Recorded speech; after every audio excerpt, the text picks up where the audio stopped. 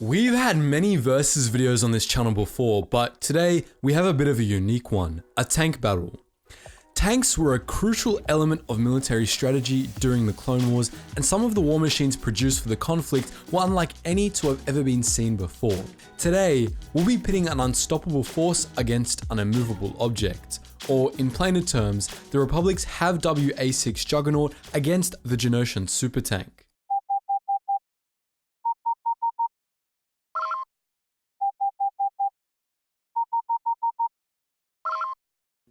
Attention, Sergeant on deck!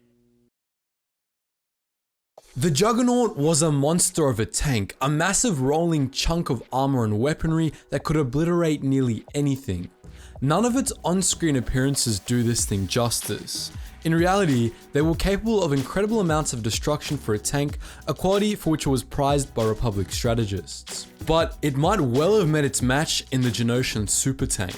While the super tank's weaponry isn't overly impressive, what is impressive is its shielding.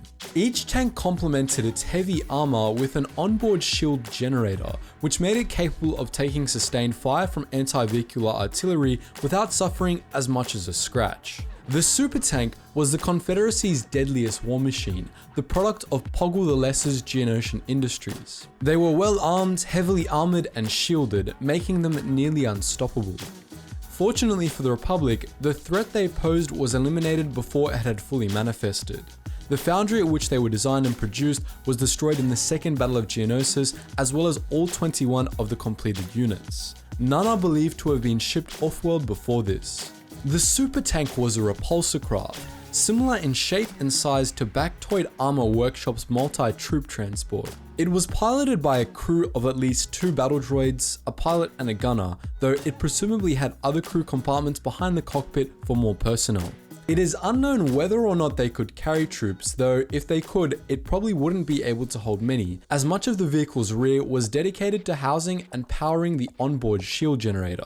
Super tanks came with respectably heavy armament, capable of dealing with everything from infantry to larger tanks. 2 anti-personnel blaster cannons were mounted at the front of the craft, which were capable of easily dealing with squads of infantry or individual soldiers. For harder targets, the super tank also featured a pair of turreted dual laser cannons, which were capable of piercing light to moderate armor at a decent range. But the most devastating weapon this super tank had was its warhead launchers. Normally, these weapons were hidden behind a large sheath of heavy armor, but when this sheath was retracted, the warhead launchers would be able to devastate heavy vehicles at artillery-grade ranges. They were capable of rapidly firing rockets, each capable of obliterating an ATTE, which more often than not would spell doom for anything with which the tank was faced. The tanks usually fired them mortar style, arcing the rockets so that they would rain down on enemy forces, devastating entire armies. More powerful than the super tank's weapons, however, was its defenses. Each tank was equipped with thick sheets of heavy armor, and this armor was further supplemented with ray shielding. This combination made the super tank all but impervious to pretty much everything,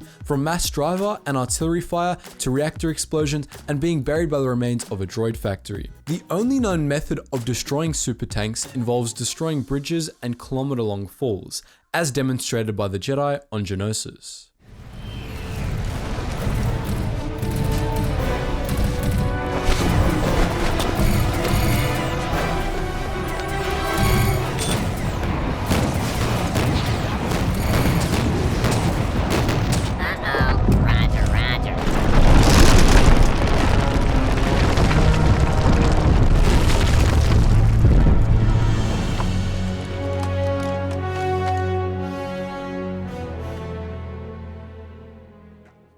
But the Republic has a monster of its own set against the super tank, and those shields might not hold against it. The HAV-W-A6 Juggernaut was a colossal wheeled tank that dwarfed every other war machine in the Republic arsenal. A giant rolling slab of armor, heavy weapons, and command equipment. These beasts helped the Republic win the Outer Rim sieges and were most notably instrumental in the Battle of Kashyyyk at the war's end.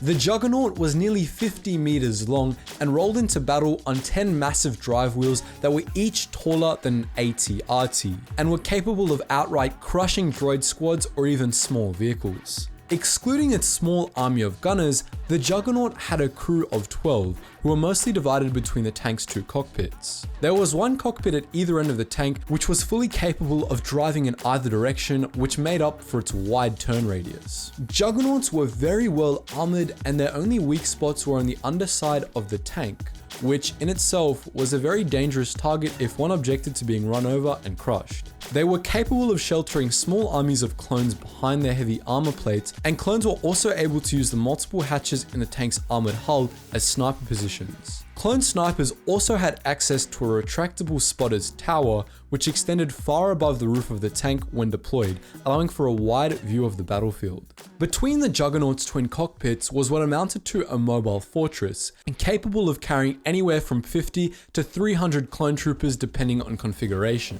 The main section of the tank essentially served as a small barracks, equipped with seating, ammunition store, and a small medical base staffed with droids. The tank also contained equipment for use as a command center, including heavy-duty communications gear and hatches for battlefield commanders. In terms of weaponry, the Juggernaut was by no means lacking. Atop its smaller cockpit, it featured a turreted heavy laser cannon capable of destroying most enemy tanks in one shot, and the other end of the vehicle was covered by a medium-grade repeating laser cannon meant for mowing down infantry or light tanks. A medium anti-personnel laser cannon guarded each flank of the Juggernaut, and a pair of twin blaster cannons were mounted under the cockpit as well. In terms of laser weaponry, this arsenal outclasses that of any of the Confederacy's armored vehicles. As with the super tank, however, the deadliest weapons on the Juggernaut were a pair of variable yield rocket launchers, which could fire volleys of warheads in a screen across a battlefield, obliterating anything in the Juggernaut's path. While the exact power of the warheads fired from these launchers is unknown, it's a fair bet to say that at least some of them rivaled the power of those used by the super tank. And now for the battle itself. Would the Juggernaut's heavy weaponry be able to pierce the super tank's shields in time? It's a really tough question, especially considering how little information we have about the super tank's shields. Those really are the crux of this battle, just as the Malevolence's ion cannons were in its own battle earlier this week. If the super tank was simply protected by heavy armor, it would probably be toast, but of course it isn't. If the Juggernaut were capable of downing the super tank's shields, likely with a sustained barrage, it would probably be able to pummel the tank out of existence with relative ease. The Juggernaut would probably suffer plenty of damage, as the super tank's weapons aren't to be underestimated either, but it would probably be damage that the Juggernaut could take.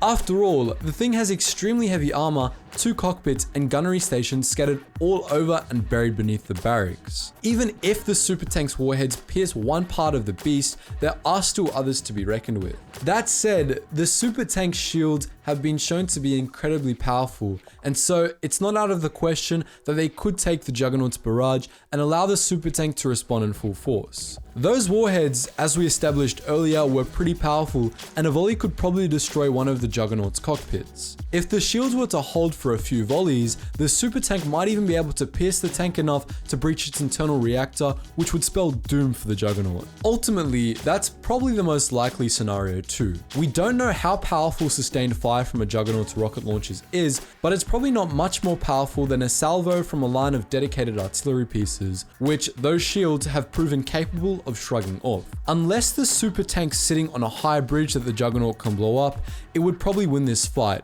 though I can't really call this a certainty for lack of information. So that was our assessment of the Clone Wars' most powerful tanks, and as always, I want to know what you guys think. Do you agree with our assessment, or do you think we're giving those shields a bit too much credit? Be sure to post your thoughts in the comments section below. And just before you go, guys, I find that a lot of Star Wars fans are actually history buffs as well, and I am no exception. So if you want to check out a second channel we have specially dedicated toward history, make sure you click that link in the description below, and all the other ones as well if you want to help support the channel and the community. And I do want to give a big shout out to all my patrons, especially Cully13 and the Video Game Junkie, for all the support I've been receiving in the past months. I can't overstate the importance of your guys' help. Anyways, as always, thank you so much for watching, and I hope to see you in the next video.